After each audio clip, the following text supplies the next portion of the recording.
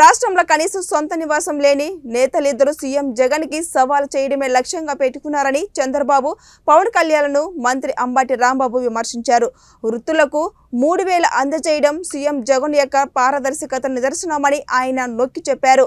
ప్రజల సమస్యలో చెరిగిన ముద్ర వేసుకున్న జగనన్న ఎవరు ఢీ కొట్టలేరని విశ్వాసం వ్యక్తం చేశారు.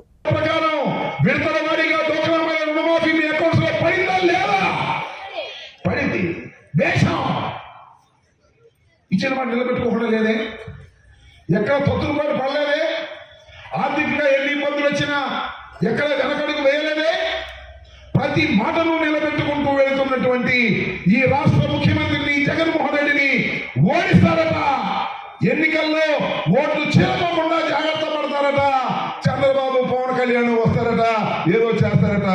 ఏమీ చెయ్యలేదు అని ఈ సందర్భంగా మనవి చేస్తాం. మళ్ళా ఈ రాష్ట్రంలో తిరిగి జగన్మోహన్ రెడ్డి ముఖ్యమంత్రి కాబోతున్నాడు. మీ అందరి ఆశీస్సులతో కూడా ఈ సందర్భంగా నేను మనవి చేస్తున్నా. ఇలా దొంగలు ఊళ్ళు పంచుకున్నట్టు వాళ్ళు పంచుకుని ఏదో విధంగా అధికారంలోకి రావాలని ప్రయత్నం చేస్తున్నారు.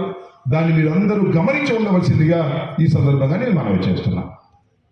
ఇంక రెండో విషయం నా సంగతి చెప్పాలి.